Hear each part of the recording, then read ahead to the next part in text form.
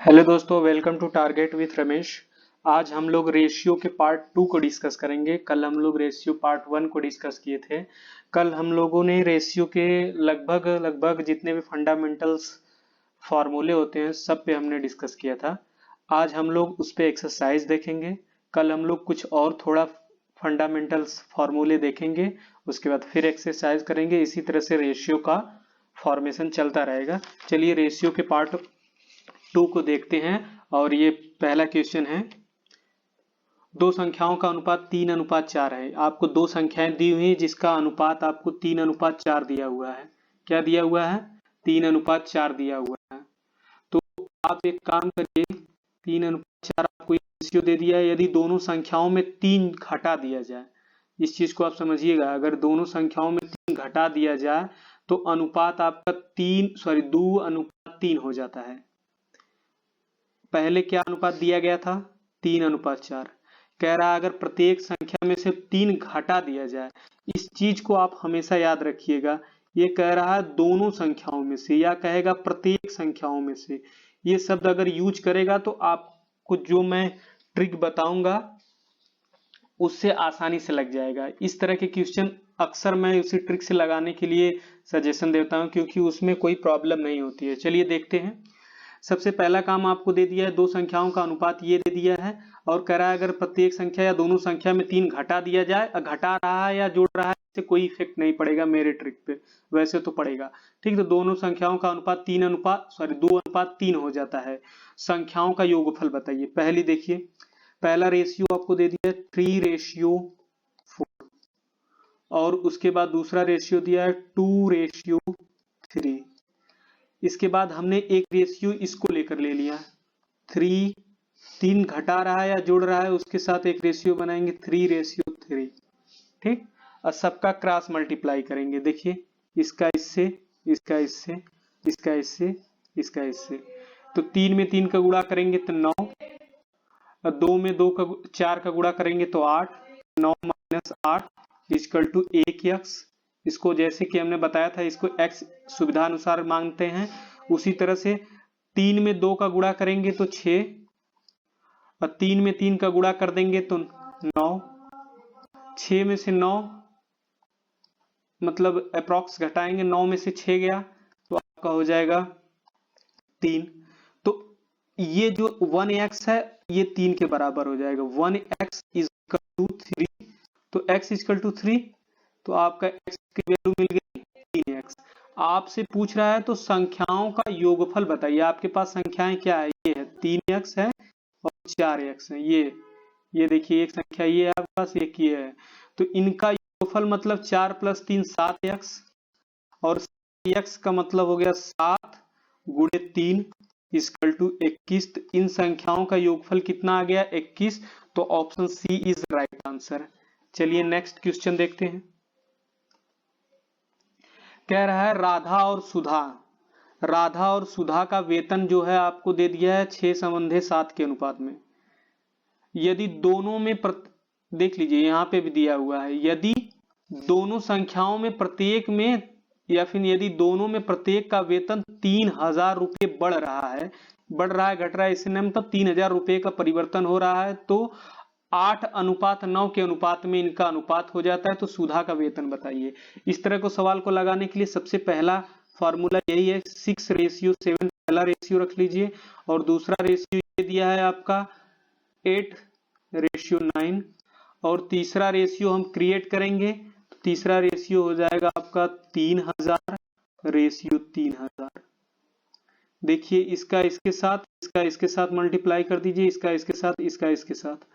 तो ये 8 × 7 = 56 हो जाएगा आपका, और 9 × 6 = 54 हो जाएगा। तो 8 × 7 = 56 - 9 × 6 = 54, और 56 में से 54 घटाएंगे तो 2x। जैसा कि हमने बताया था 2x, x सुविधा अनुसार ले रहे हैं अपने लिए, और 8 में 3 का गुणा करेंगे तो 24, 9 में 3 का गुणा करेंगे तो 27। तो 27,000 माइनस, बड़ी संख्या में से हमेशा छोटी संख्या को घटाएंगे आप, इसका ध्यान रखिएगा। 9 × 3 = 27, 8 × 3 = 24, तो 27 - 24, यहाँ पे 1000 रहेगा, यहाँ पे 24,000 हो जाएगा। तो 27,000 में से 24,000 अगर हम घटा देंगे तो हमारे पास आएगा 3,000। और ये 3,000 ये 2x के बराबर हो जाएगा। देखिए 2x इजकल टू 3,000। तो x इजकल टू कितना आएगा? 1500। आपको 1500 रुपये मिल गए x की वैल्यू। अब आपको क्या निकालना है? देखिए आपसे पूछ रहा है सुधा का वेतन बताइए। सुधा का वेतन मतलब ये है आपका राधा, ये है आपकी राधा और ये है आपकी सुधा। तो सुधा का वेतन क्या है? 7। तो 7x की वैल्यू आप बता दीजिए। 7 इंटू एक्स की वैल्यू 1500। तो 15 सत्ते 105 00। आपके 7x की वैल्यू आ गई, ये सुधा की है। तो ऑप्शन कौन सा? Option B is right answer. Next, ये देखिए आपको एक अनुपात दे दिया है कि एक अनुपात है आपका 7:11 की प्रत्येक अवधि उस टर्म में कितना जोड़ दिया जाए कि अनुपात 3:4 हो जाए। इस तरह की संख्या को लगाने के लिए हमेशा वही ट्रिक है। आपके 7:11 एक अनुपात दिया है, दूसरा अनुपात है आपका 3:4 है। क्रॉस मल्टीप्लाई कर दीजिए। 7 में 4 का गुणा करेंगे तो 28 आ जाएगा। 11 में 3 का गुणा करेंगे तो 11 33 आ जाएगा। अब एक काम करिए आप, 33 आ जाएगा और बड़ी संख्या में से आप छोटी संख्या को घटा दीजिए। तो बड़ी संख्या से अगर छोटी संख्या को घटाएंगे तो आपका आ जाएगा 5। तो इन दोनों का डिफरेंस कितना आ गया? 5। तो ये जो 5 आपका आया है यही इसमें जोड़ा जाएगा। पूछ रहा है तो कौन सी संख्या जोड़ी जाए, तो यही 5 आपका जोड़ा जाएगा। तो 5 option C is right answer. अगर आपको वेरीफाई करना है तो 7:11 में आप 5 जोड़ लीजिए। देख लीजिए आप जोड़ेंगे तो 7 + 5 12 हो जाएगा, 11 + 5 16 हो जाएगा। और इनको आप जब डिवाइड करेंगे मतलब एक दूसरे को काटेंगे तो ये देखिए 3 चौक के 12 सॉरी 4 तिया 12 4 चौक के 16। तो 3:4 आपका ये रेशियो आ जाएगा। तो ये वेरीफाई है। चलिए नेक्स्ट, ABC आपको दिया हुआ है कि ABC 3 लोग हैं, इनमें मासिक वेतन जो है इनका और उसका रेशियो आपका 3:2:3:5 का है। यदि C का मासिक वेतन A के मासिक वेतन से 1200 रुपया अधिक है तो B का वार्षिक वेतन बताइए। इस तरह को सवाल को लगाने के लिए इस यहां से यहां तक की शैली में हमें फंसना नहीं है। जो इस क्वेश्चन की बॉडी लैंग्वेज है इसमें मुझे फंसना नहीं है। ये कह रहा है यदि C का मासिक वेतन A के वार्षिक वेतन से 1200 रुपया अधिक है। तो इस तरह के क्वेश्चन में मुझे फंसना नहीं है। इस तरह के क्वेश्चन को देखिए कैसे लगाते हैं। हमें ये याद रखना है कि C और A के बीच का जो डिफरेंस आएगा, चाहे वो अधिक हो चाहे कम हो, उन दोनों के बीच का जो एक समान अंतर होना चाहिए वो 1200 रुपये होगा। अगर यहाँ अधिक कह रहा है तब भी इसी तरह से लगाएंगे, यदि कम कह रहा है तब भी इसी तरह से लगाएंगे कि C और A के बीच का जो अंतर होगा वो 1200 रुपये होगा। इन दोनों के बीच डिफरेंस, ये अधिक और कम कोई मैटर नहीं रखेगा मेरे अनुसार, बट वैसे तो रखेगा। आप मेरे अनुसार लगाएंगे तो कभी आपको इस तरह की सवाल परेशान नहीं करेगी। ये आ गया। और आपसे दे दिया है आपको रेशियो ABC का। ABC 3 लोगों का आपको रेशियो दिया है। देखिए 2:3:5। कुछ भी नहीं करना है। C और A की डिफरेंस निकालिए। C देखिए आपके पास यहाँ पे है और ये यहाँ पे है। C यहाँ पे, A यहाँ पे। 5 में से 5x - 2x equal to 3x। ये C की वैल्यू है। देखिए C - A इक्वल टू 1200। तो 3x की वैल्यू 1200 है यहाँ पे। तो 3x इज इक्वल टू 1200। तो x इक्वल टू 3 चौक के 12, x इक्वल टू 3 चौक के 12 400। आपको x की वैल्यू मिल गई 400। अब आपको निकालना क्या है? B का वार्षिक वेतन बताना है आपको। B देखिए कहाँ है? B आपके पास है 3x।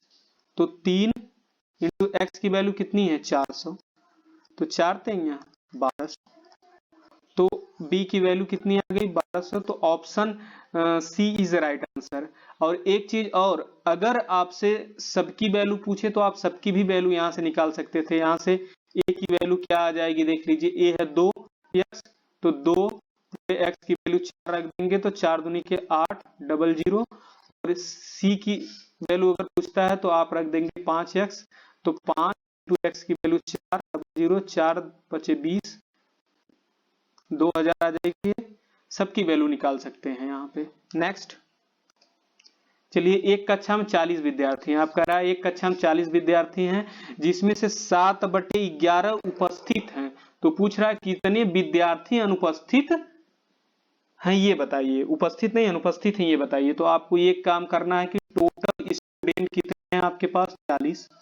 आपसे पूछ रहा है कि प्रेजेंट कितने हैं। प्रेजेंट आपके पास हैं 7/10।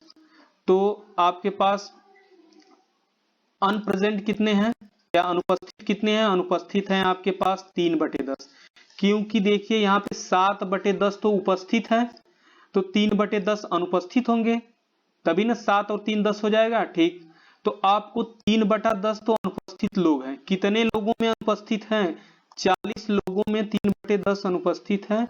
तो यहाँ पे देखिए अनुपस्थितों की संख्या कितनी हो जाएगी। आप 4 0 से 0 काट दीजिए, 4 3 12। अनुपस्थित कैंडिडेटों की संख्या 12 है। Option D is right answer. Next, एक पार्टी में पुरुष और महिला का रेशियो आपको दे दिया है 4:7 है, तो पार्टी में कुल कितने लोग उपस्थित हैं बताना है। कुछ भी नहीं करना है। एक पार्टी में पुरुष और महिला का रेशियो दिया है। पुरुष कितने हैं 4 हैं और महिलाएं कितनी है 7 हैं। तो टोटल 4x प्लस 7x हो जाएगा और 7 4 11x हो जाएगा। अब बाई ऑप्शन इसको सॉल्व करेंगे। जो 11 से कट जाएगा, 11 का डिविजिबल होगा वही आंसर होगा। तो 11 से ये कट नहीं सकता, ये आंसर नहीं है।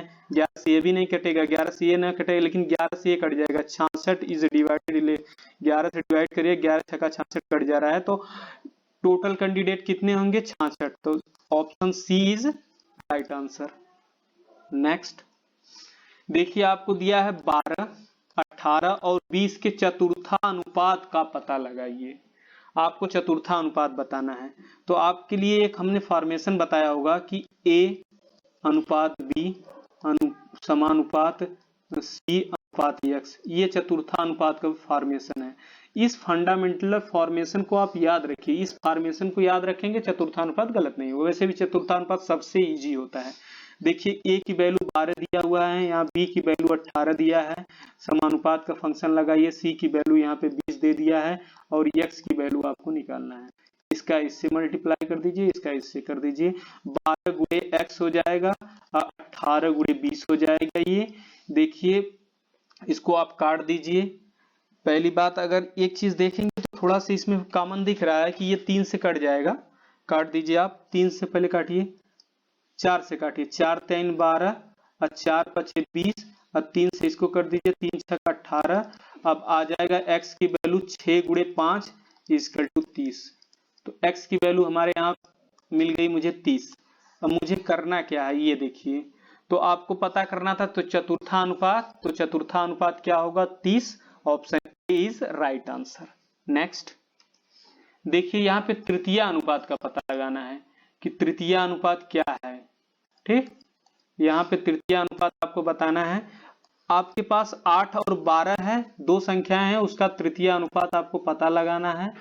चलिए, तृतीय अनुपात का पहले फार्मूला क्या होता है उसको हम लोग लिखेंगे। जैसे A और B है, इसका तृतीय अनुपात अगर निकालना हुआ तो A अनुपात B समानुपात B अनुपात X, ये तृतीय अनुपात का फॉर्मेशन है। आपको शुरू में ही हमने पहली क्लास में बताया था कि तृतीय अनुपात के लिए यही याद रखना है। ठीक, तो A और B की वैल्यू तो मुझे दिया हुआ है। A और B के बराबर क्या दिया है 8 और 12। चलिए 8 और 12 लिख लीजिए। 8 यहाँ पे हो गया, 12 यहाँ पे हो गया, फिर 12, फिर x। अब इसका इसके साथ और इसका इसके साथ गुणा करिए आप, 8x हो जाएगा। ये 12 बरहम 144 है, 12 गुणे 12 रख लीजिए। तो x इज इक्वल टू 144 बटा 8। 144 में जब 8 का हम लोग डिवाइड करेंगे तो 18 8 144 होता है। तो x की वैल्यू कितनी आ गई 18। तो option C is right answer. चलिए, यहीं पे हमारा सवाल खत्म होता है। Thank you for watching me. अगर आपको सेशन अच्छा लगे तो प्लीज शेयर, लाइक और सब्सक्राइब करना नहीं भूले। Thank you for watching.